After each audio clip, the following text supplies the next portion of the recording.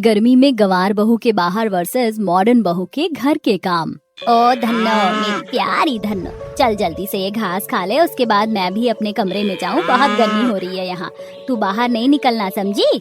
अरे यहाँ तो पानी नहीं है। राधिका, राधिका बहू, जरा बाहर तो आ। अरे सुनाई नहीं दे रहा है क्या तुझे? अरे क्या है माँ जी, क्यों परेशान कर रही हो? जरा सा मुझे अपने एसी वाले कमरे में भी नहीं लेटने देती हैं आप। खाना बना कि नहीं? माँ जी मैंने पास्ता बना दिया है, आज वही खा लेना। ये भगवान, तेरी वजह से घर में और किचन में एसी लगवाया, अब तुझसे खाना भी नहीं बनता। अच्छा तू धन्नो के लिए पानी लिया बाहर अंदर से। माँ जी आपको पता है ना, मुझे गर्मी में बाहर आना पसंद नहीं है। मेरा फेस मास्क काम भी नहीं करेगा। ये आखिरी बार पानी ला रही हूँ, इसके बाद आप मुझे कभी कुछ नहीं कहेंगी बाहर के काम के लिए। मैं तुझे कुछ कहती भी कहाँ हूँ, बस पछता रही हूँ तेरे जैसी मॉडर्न बहू को पाकर। तभी राधिका एक बाल्टी पानी सास को बाहर लाकर दे देती है। दरअसल ये है विमला, जो रामपुर गांव में अपने परिवार के साथ रहती है। लेकिन एक दिन बड़ा बेटा शहर की मॉडर्न लड़की राधिका से प्यार कर शादी कर उसे गाँव में ले आता है, जिसके बाद राधिका गाँव के माहौल में बिल्कुल भी नहीं ढलती और अपने जरूरत के हिसाब से घर में एसी भी लगवा लेती है। सास को ही घर का सारा काम करना पड़ता है। कुछ देर बाद मुझे बहू की ऐसी खाने पीने की चीजें बिल्कुल समझ नहीं आती है। ऊपर से मॉडर्न कितनी है, देखो तो पल्ला भी नहीं करती, कैसे रहती है घर में। आने जाने वाले रिश्तेदार मुझे टोक देते हैं और सबसे ज्यादा बुरा तो मुझे तुम्हारे लिए लगता है। बहू होने के बावजूद भी तुम घर देखती हो। अजी अब क्या कर सकती हूँ। अरे मुझे अपनी इस बात का जवाब मिल गया। गोविंद जी, मैं सोच रही हूँ माधव की शादी एक गाँव की लड़की से कर दूं, जो हमें भी समझे, हमारा घर भी संभाले। इस मॉडर्न बहू से तो मैं परेशान हो चुकी हूँ। हाँ, तुम बिल्कुल ठीक कहती हो। मेरी नजर में मेरे दोस्त की बेटी है, वो बहुत सुशील है, बहुत प्यारी बच्ची है। दोनों सास ससुर फौरन बेटे के रिश्ते के लिए दोस्त के घर पहुँच जाते हैं। वहीं ये सब बात सुन मॉडर्न बहू कहती है, बेचारे मेरे सास ससुर मुझसे निपट नहीं पाते, अब एक और आफत लाने की तैयारी में है। चलो अच्छा है, उस पर भी मैं अपना हुक्म चलाऊंगी। इसके बाद राधिका अपने कमरे में रहकर आराम से बाहर का खाना ऑर्डर करके खाती है। वहीं गोविंद और विमला अपने छोटे बेटे के लिए पारुल को पसंद कर लेते हैं और महज 1 महीने में शादी कर बहू को घर ले आते हैं। पारुल बहू 5वीं पास थी। खैर ससुराल की पहली रसोई में वह अपने ससुराल वालों को बेहतरीन खाना खिलाकर खुश कर देती है। फिर सास ससुर से शगुन लेने के बाद घूंघट वाली गंवार बहू उनके पैर छूती है। बस बहू जीती रहो। वैसे बहू तुमने घूंघट क्यों किया है? हमारे घर में एक और बहू है जो बहुत मॉडर्न है, तो तुम घूंघट तो रहने ही दो। अरे पापा जी, आप ये कैसी बात कर रहे हैं? मुझे माता पिता ने यही सिखाकर भेजा कि सास ससुर के आगे घूंघट करके अपना मान सम्मान बढ़ाऊं, ख्याल रखूं। ऐसे बिना घूंघट के ठीक नहीं होता है। बहू, तुमने इतना बोला, मान सम्मान बढ़ाया, यही बहुत बड़ी बात है। घूंघट करने की तुम्हें कोई आवश्यकता नहीं है, बेशक सर ढक कर रहना। ठीक है माँ जी। पारुल, तुम ज्यादा ही नौटंकी करके नहीं दिखा रही हो? खैर गांव की गवार हो, ये सब हरकत तो करोगी ही। छोटा मुंह बड़ी बात जेठानी जी, पर आपने जिस तरीके से माँ जी पापा जी के सामने कपड़े पहने ये बिल्कुल अच्छे नहीं लग रहे। साड़ी तो ऐसी होती है जिसमें नारी सुंदर लगे, ना कि अंग दिखाए। तुम्हारी हिम्मत कैसे हुई मुझसे इस तरीके से बात करने की? तुमसे ज्यादा पढ़ी लिखी मॉडर्न हूँ, अब तुम मुझे बताओगी कि सही क्या है गलत क्या है? अरे तुम्हें तो मेरे जैसा मेकअप करना, ड्रेसिंग स्टाइल, इन सब के बारे में भी नहीं पता होगा। अरे भाभी शांत शांत, उसे आपके बारे में अभी कुछ भी नहीं पता। देवरानी जेठानी की तरह आप दोनों लड़ना बंद कीजिए। माधव ठीक कह रहा राधिका बहू, तुझे तो खाना बनाना अच्छा नहीं लगता, मैं ही बनाती थी पहले, तो अब से सारा खाना पारुल बहू देख लेगी, तू बाहर के काम कर लेना। नहीं माँ जी, मैं इतनी गर्मी में बाहर का काम नहीं कर सकती, मेरी स्किन डल हो गई तो। वैसे भी इस गांव जैसे एरिया में स्पा नहीं है, मैं घर के अंदर का काम कर लूंगी, क्योंकि उन भैंसों को संभालना और पौधों में पानी डालना, पापड़ को देखना, ये सब मेरे बस की बात नहीं है। कोई बात नहीं माँ जी, गर्मी में बाहर के सारे काम मैं ही देख लूंगी। तभी राधिका अपने एसी वाले कमरे में चली जाती है और पारुल बाहर धन्नो से मिलने जाती है, उसे नहला भी देती है। अरे प्यारी धन्नो, दोस्त बनोगी? बहुत गर्मी है, तुम्हें धूप लग जाएगी, तनिक छांव में आ जाओ, नहा कर तो तुम्हें ठंडा ठंडा लग रहा होगा ना। तभी धन्नो अपने गले की घंटी बजाकर पारुल को उसकी बात का जवाब देती है। अरे वाह, तुम तो मुझसे बातें भी करने लग गई, बहुत खूब। अब ये चारा खा लो। लगता है बहू तुम उसके साथ घुल मिल गई हो। हाँ माँ जी, मुझे धन्नो बहुत पसंद है। बताइए ना, बाहर का और क्या काम है? देखो बहू, पापड़, अचार बनाना और धन्नो को खिलाना पिलाना, नहलाना और पौधों में पानी डालना, बस इतना ही है। ठीक है माँ जी।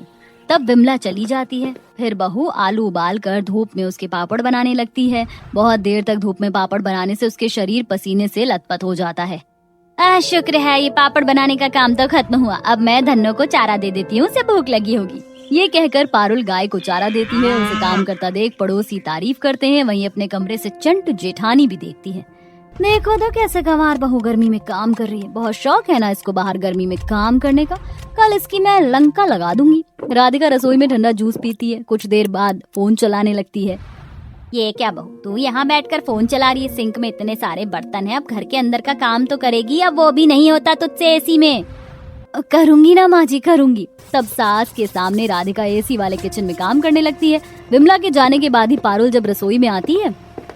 अरे वाह, जब मैं सुबह रसोई में खाना बना रही थी तब तो मुझे रसोई इतनी ठंडी ठंडी नहीं लगी, तो इस टाइम कैसे? जेठानी जी, ये रसोई तो ऐसे ठंडी हो रही है जैसे कि मैं हिमालय की पर्वत में आ गई हूँ। अब तुम जैसे गवार को क्या पता कि रसोई में एसी लगा है जो इतनी ठंडी हवा देता है। तुम्हारे टाइम पर सुबह एसी नहीं चल रहा था तो तुमने गर्मी में ही खाना बना कर दे दिया।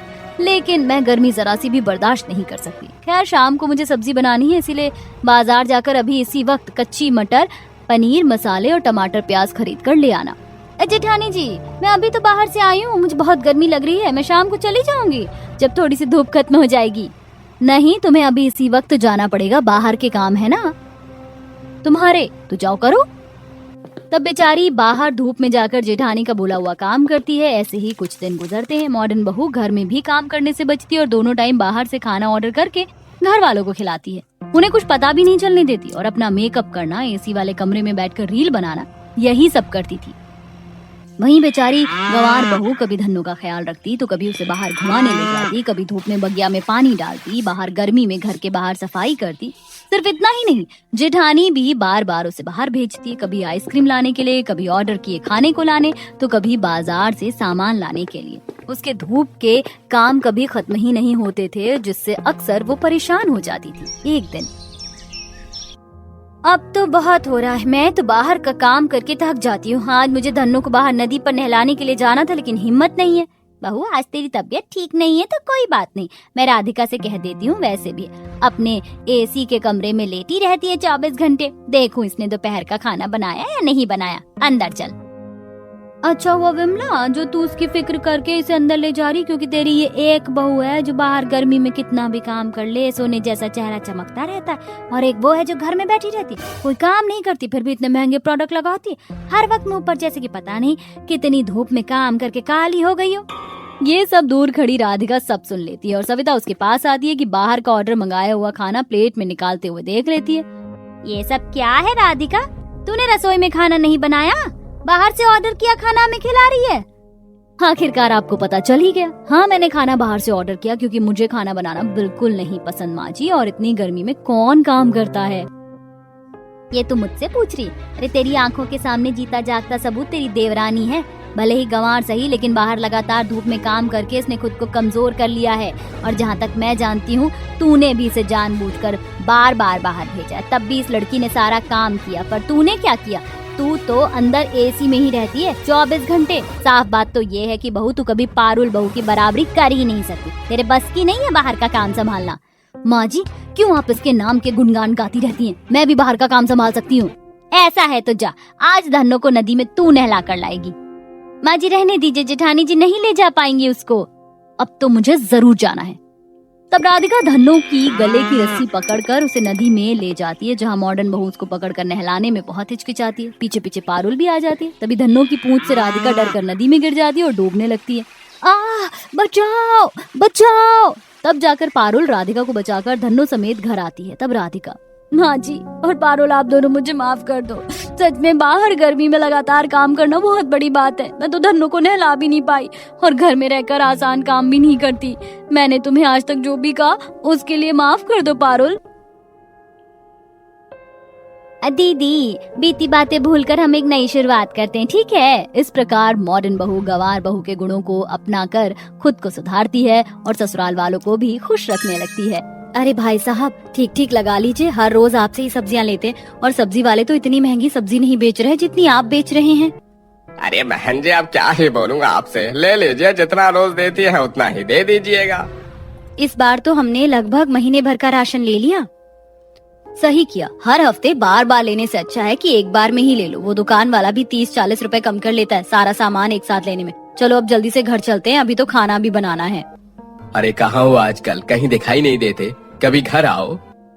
हाँ सरपंच जी जरूर आएंगे। वो क्या है ना, आजकल काम थोड़ा ज्यादा है तो इसलिए समय नहीं मिल पा रहा है। अभी भी बड़ी मुश्किल से खाना खाने के लिए वक्त निकाल कर आए हैं। मदनपुर नामक इस छोटे से गांव में सारे लोग हंसी खुशी अपनी जिंदगी जी रहे थे। हर कोई एक दूसरे की काफी मदद करता था। सभी गांव वालों में एक दूसरे के प्रति काफी मेल मिलाप और प्यार था। हर रोज की तरह आज भी सभी अपने अपने कामों में लगे हुए थे कि तभी इस छोटे से गांव में बड़ी बड़ी 3-4 गाड़ियां आती हैं, जिसमें से एक अखिलेश नाम का आदमी अपने बॉडीगार्ड के साथ गाड़ी से उतरता है और सीधा सरपंच के पास आता है। अरे आप लोग कौन हैं? यहाँ किसी जरूरी काम से आए हैं क्या? जी, मेरा नाम अखिलेश है और मैं एक बहुत बड़ा बिजनेसमैन हूँ। कुछ समय पहले ही सरकार से मैंने इस गांव की सारी जमीन खरीदी है। मैं इस जमीन पर जल्द से जल्द एक फैक्ट्री बनाने वाला हूँ, इसलिए आप लोगों से जमीन को खाली करने के लिए कहने आया हूँ। अगले हफ्ते से यहाँ फैक्ट्री का काम शुरू हो जाएगा, तो आप लोग जल्द से जल्द इस जमीन को खाली कर दीजिएगा। अरे ये आप क्या कह रहे हैं? इस तरह सरकार आप लोगों को हमारी जमीन कैसे बेच सकती है? क्या आपके पास कोई कागजात हैं? ये जमीन हमारी है, हम अपनी जमीन घर को छोड़कर कहाँ जाएंगे? इस बारे में हम पुलिस से बात करेंगे। मैं आप लोगों को प्यार से समझाने के लिए आया हूँ। सरकार ने आपकी जमीन मेरे नाम कर दी है, इसलिए जल्द से जल्द आप अपना सामान पैक करिएगा और यहाँ से जाइए। यहाँ से आप चले जाइए, वरना आप मेरे बॉडीगार्ड तो देख ही रहे हैं, फिर ये अपने तरीके से आप लोगों से यहाँ गाँव खाली करवाएंगे। तुम हमारे साथ ऐसा कैसे कर सकते हो? यहाँ हम इतने सालों से रहते आ रहे हैं, इसी जमीन पर हमारा रोजगार है, खेत है, घर है। हम लोग भलाई से छोड़कर कहाँ जाएंगे? यह आप लोगों की दिक्कत है। मैं सिर्फ 7 दिन की मोहलत दे रहा हूँ आप लोगों को। 8वें दिन आकर मेरे बॉडीगार्ड खुद आप लोगों से ये पूरा गांव खाली करवा देंगे। सारे गांव वाले को अखिलेश धमकी देकर वहाँ से चला जाता है। अखिलेश की बात सुनकर कोई परेशान होता है और अब पूरे गांव भर में इसी बारे में बात होती है। अब हम क्या करेंगे? कहाँ जाएंगे अपनी जमीन को छोड़कर? आप पुलिस कंप्लेंट क्यों नहीं कर देते? पुलिस जरूर हमारी मदद करेगी। अरे इस बारे में हमने सरपंच जी से बात की थी, लेकिन वो आदमी काफी बड़ा है। 2-4 पैसे खिलाकर पुलिस को अपनी जेब में रख लेगा। क्या करेंगे हम लोग? कहीं हम लोगों की जान पर बात ना आ जाए। इसका मतलब हम इस जगह को छोड़कर चले ही जाएंगे। माँ, हम कहाँ जाएंगे? बेचारे सारे गांव वाले चाहकर भी कुछ नहीं कर पा रहे थे। जैसे जैसे दिन गुजरते हैं वैसे वैसे अब उन सब की परेशानी भी बढ़ती जाती है और आज 6ठा दिन होता है। मेरा तो दिल बैठा जा रहा है, कुछ समझ नहीं आ रहा है कि क्या करें हम लोग। काफी डर भी लग रहा है, अब भगवान ही कोई चमत्कार दिखाएंगे। उस रात गांव में कोई भी चैन की नींद नहीं सो पाता। ये छोटा सा गांव समुद्र के किनारे ही बसा था। रात के तकरीबन घड़ी में 1 बज रहे थे कि तभी समुद्र में अचानक तूफान आ जाता है और साथ ही भयंकर बारिश भी होने लगती है और कुछ ही देर में हल्के हल्के भूकंप के झटके भी सभी गांव वालों को महसूस होने लगते हैं। सभी लोग डर के मारे अपने घरों में बैठे होते हैं। सुबह होने के साथ साथ बारिश और तूफान बंद हो जाते हैं और अब जब सब लोग अपने घरों से बाहर आते हैं तो देखते हैं कि उनके गांव का आधा हिस्सा भूकंप की वजह से टूटकर समुद्र में चला गया है। हे भगवान, ये हमारे गांव का हिस्सा कैसे टूटकर अलग हो गया? कल रात जो भूकंप के झटके हमें महसूस हुए थे, ये उसी का ही नतीजा है। मेरी मानिए तो हम सब लोग इसी हिस्से में चलते हैं। हम जिस हिस्से में अभी खड़े हैं यहाँ पर काफी नुकसान हो चुका है। कई लोगों के घर टूट गए हैं, फसलें भी खराब हो गई हैं और अगर वो अखिलेश यहाँ आ गया तो हम उस दूसरे हिस्से पे जाकर रहेंगे। वहाँ अखिलेश और उसके गुंडे नहीं आ सकेंगे। सुनीता बिल्कुल ठीक कह रही है, हमें जल्द से जल्द नाव बनानी होगी उस तरफ जाने के लिए।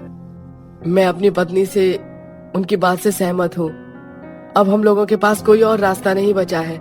लगता है ये भगवान का ही कोई इशारा है। गांव के सभी लोग उन 5 बहू की बात से सहमत होते हैं और जल्द से जल्द एक लकड़ी की नाव बनाकर थोड़े थोड़े करके सभी लोग समुद्र पर तैरते हुए उस गांव के हिस्से पर आ पहुंचते हैं। अरे हम लोग यहाँ तो आ गए, लेकिन अब यहाँ करेंगे क्या? घर बनाने के लिए जेब में ना ही पैसा है और ना ही कोई सामान। बिना घर के अब यहाँ कैसे गुजारा करेंगे इस तरह खुले आसमान के नीचे रहकर? हमें इस तरह खुले में रहने की कोई जरूरत नहीं है। हम लोग घर बना सकते हैं। हमारे गांव में कई लोगों के घर मिट्टी के बने हुए थे। मिट्टी के घर बनाने में बिल्कुल भी लागत नहीं आएगी और ना ही ज्यादा समय लगेगा।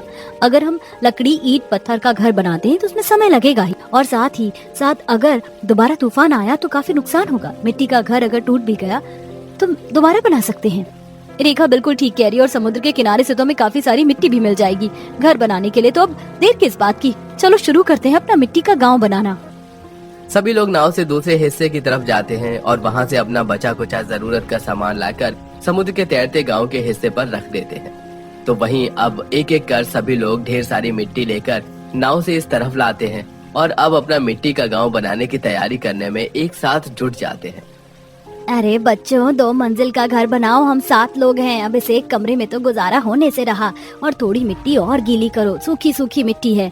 मेरे ख्याल से हम लोगों को छोटे छोटे 5 कमरे बना लेने चाहिए। बड़ा कमरा बनाने में काफी समय लगेगा, मिट्टी से छोटे छोटे कमरे जल्दी भी बन जाएंगे। मिट्टी तो हमारे पास खत्म हो गई है। एक काम करती हूँ, मैं और मिट्टी लेकर आती हूँ, और ये जो मिट्टी बची है इसमें तुम पानी मिलाकर इसे अच्छे से गीला कर लो। अरे मुझे तो समझ नहीं आ रहा किस तरह बनाऊं अपना मिट्टी का घर। सरपंच जी, आप परेशान मत होइए, हम लोग हैं ना, हम लोग आपकी मदद करते हैं। सभी गांव वाले एक दूसरे की मदद करने में लगे हुए थे। कोई अपना 2 मंजिला घर बना रहा था तो कोई 1 मंजिला घर, और कुछ तो मिट्टी से दुकान ही बनाने में लग गए थे। अरे बन गई मेरी छोटी सी मिट्टी की दुकान, अब मैं इसमें पहले की तरह आराम से राशन भर सकूंगा। 3 से 4 दिनों के अंदर ही सभी गांव वाले समुद्र पर तैरते अपने गांव की छोटी सी जमीन पर अपना पूरा एक मिट्टी का गांव ही बसा लेते हैं।